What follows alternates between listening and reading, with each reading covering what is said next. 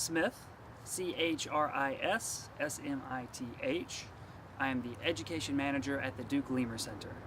Great, thank you. And that's just so when I'm editing it, I know how to spell your name, I don't do it correctly, and I have your title in there correctly too. That'd be a shame if I didn't do that.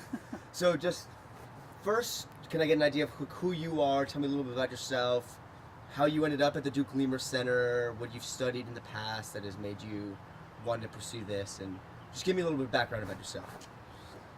I came to Duke University in the fall of 2009 to get a master's degree in environmental management at the Nicholas School of the Environment at Duke. And at the time, I knew that I wanted to work with animals, but I didn't know how at Duke I was going to achieve that besides learning some science and getting involved in conservation work. Very soon after arriving at Duke, I discovered the Lemur Center, a colony of hundreds of endangered animals and a place that's doing science, conservation, and animal care. And guess what my three favorite things are? Science, conservation, and working hands-on with animals. So as soon as I got to Duke, I got plugged into the Lemur Center.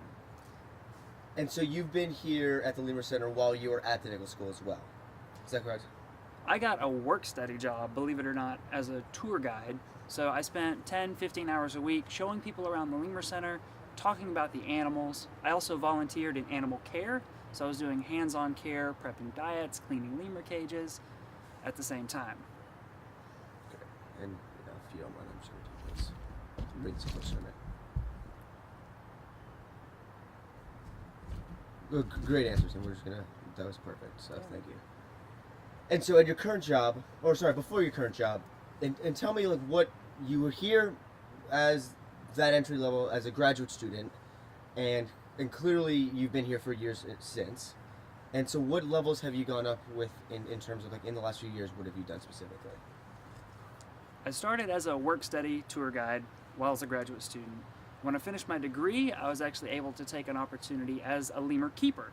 So I actually administered care to the animals directly for about a year, but then positions opened up inside the education department again. I was able to transfer back out and start doing the tours again, but actually start doing a lot more of the day-to-day work of educating the public and raising awareness for lemurs. That job was as education specialist for the center, and in February of this year, I became the education manager of the center. Great. And so what do you do as your job today, and especially like in a day-to-day kind of, in a day-to-day role, what do you see yourself, you get here in the morning, and what do you expect to do throughout the day? In my current role at the center as the education manager, it's my job to make sure that all of the visitors walking in the door have a great experience and have a great time at the center. We want people to have fun when they visit the center. We want people to see lemurs. We also want to get across our messages of conservation, science, endangered species, all of those things together, but we've only got about 60 to 90 minutes to do it. Right. So my day-to-day job is to make sure that when the tours are going out, that the tour guides are on point, that our schedule is set. We know how many people are coming in. I know who the tour guides are. It's making sure that there's plenty of little bitty baby plush stuffed animal lemurs in the gift shop so that people can take home a little bit of the Lemur Center when they leave, beyond just those fantastic memories they're going to have. And the pictures, of course. And now, you talk about these people coming in, these tours, and I know researchers come as well, a lot of students. Tell me a little bit about who visits this center. I know you have a very wide demographic of people, but just talk to me about like who you would see throughout the day. On a typical day here at the Lemur Center, you'll see all types of people on site, taking tours, conducting research, all kinds of things. There'll be students from the local universities taking classes here. There'll be families bringing their young kids out to see the lemurs. There will be, young couples going on their first date at the Lemur Center. There will be senior citizen groups, church groups, community groups, meetup groups. We'll have a school 8th grade class show up for a tour at the Lemur Center. 45 kids all excited to see and meet the lemurs. Everything and anything. Everybody comes out to the Lemur Center to see the lemurs up close and personal. That's great. And I have to ask, have you ever had any bad visits? Any tours gone wrong or any misbehaviors ever throughout your years here? Or even before you, have you ever heard of any stories? So I've been giving tours here at the Lemur Center on almost a daily basis for more than 6 years, and the worst experiences that I have ever had have been with the people that should not be misbehaving, the grown-ups. Grown-ups are the worst people to work with, I think. They're fantastic, they're smart, they ask intelligent questions, they also think they know all the answers already, in some cases. So every now and then you get that grown-up who thinks that, yeah, they should definitely be able to touch that lemur, even though I tell them, no, that lemur's gonna bite you if you touch that lemur. For the record, no one's ever been bitten because they end up listening. Right. you have to put that little bite in there. Make sure everyone knows it's safe. Yeah. When you talk about lemur ringtailed, when you talk about ringtailed lemur canines being flat like razor blades, that normally deters people pull their fingers back pretty quickly. Great. Now tell me, this is very broad, and I know there's a number of different answers you can have to this, but what is the Lemur Center? What is the goal of the Lemur Center? The Duke Lemur Center is the world's largest center for captive lemurs. On 70 acres of Duke Forest here at Duke University live 240 individual primates of 16 unique species. All of that is here at Duke University for scientific study.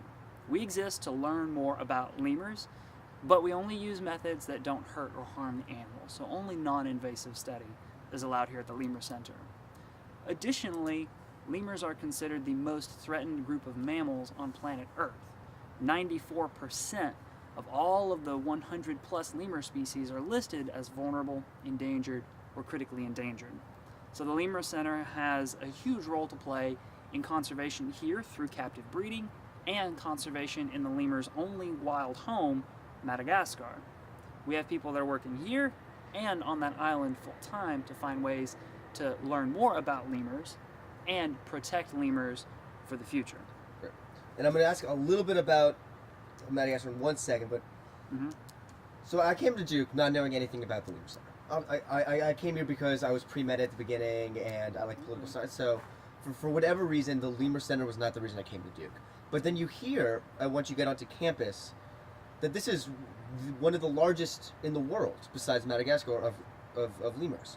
And I'm just saying, why is it in central North Carolina that you guys have this unbelievable collection or research facility or protection area for these primates? And so just give me an idea of like how it started, why it started here. Because it's central North Carolina versus Madagascar, I would think are polar opposites. Sure. So just give me a little bit about that. Why lemurs are important and why they're at Duke University. First off, lemurs are important because they are primates. That means they're related to apes, they're related to monkeys. That also means they're related to us. Anything that we could learn about a lemur, about lemur evolution, about behavior, how they think, move, or interact with one another, is going to teach us a little bit of something about where we come from. And that's going to help us understand more about ourselves just as much as it's going to help us learn more about the lemurs themselves. That's what makes lemurs so interesting for study on one side. The other side is that lemurs themselves are intrinsically interesting. There are more than 100 species that all live in one place. How do you get such incredible diversity in one group of animals given so much time? So scientists travel from all over the world to be able to get close access to the animals here at the center. Yeah, so about that, I'm wondering, so there's a ton of research and we can learn so much from lemurs. Is there anything that we've learned about humans or about us through lemurs or about other animals specifically? And also just talk up just a bit, because I'm sure it's fine, but because we're outside and there's background noise, I want to make sure that the mic, which is really good mic, it's still picking it up now. Okay. So yeah, what have we learned about humans, if anything, and what else have we learned besides, with other animals through lemurs? One of my favorite research projects that was done here at the Lemur Center that taught us a little bit of something about lemurs and taught us something about ourselves was a study done by Elizabeth Brannon, who used to be at Duke. She looked at, will lemurs take risks? Will they gamble? So she had a touchscreen computer and it would have two options on it. And we could train the lemur, when you touch one button, you get one treat. But if you touch the other button, you get a random number of treats. It could be 0, could be 10, anything in between. Which button do you think the lemur touches more? The button that gives them the most consistent reward. So lemurs do not like to gamble. They can understand the risk and understand how to avoid it to get the consistent reward. There's another primate that's very similar to that, humans.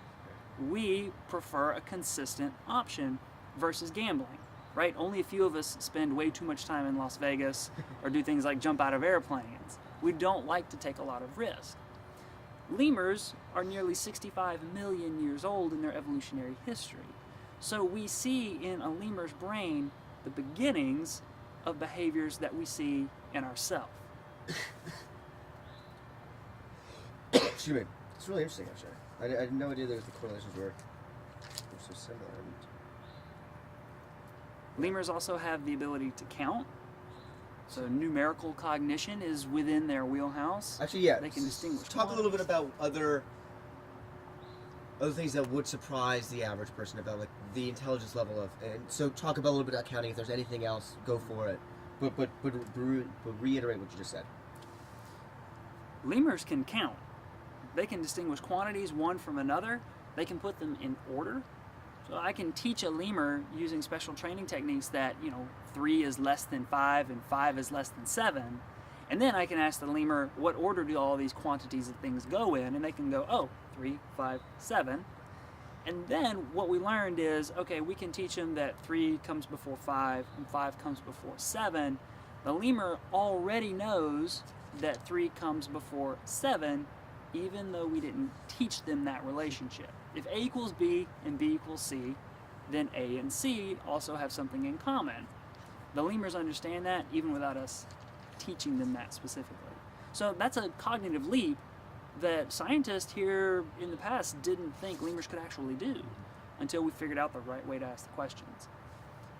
And now all of a sudden lemurs are, great subjects for cognitive research, for learning more about how primate brains work, and then comparing them to other primate brains in the animal kingdom. Right, and say again the last bit about how they're really great for cognitive research. Say a few sentences about that, if you will. Sure. Let's see. Lemurs are very exciting to study for cognitive research. Because they have a primate brain that's similar to ours, we can learn more about where lemurs fit in the animal primate kingdom by studying lemurs. And then what we know in a lemur we can compare to a monkey, and we can say, oh, well, lemurs actually do just as well as monkeys. Then we can compare it to apes or even humans and say, well, maybe they don't do so good, but lemurs are better at jumping 30 feet than I am. So funny. And talk a little bit about a lemur's personality, if they have any. And if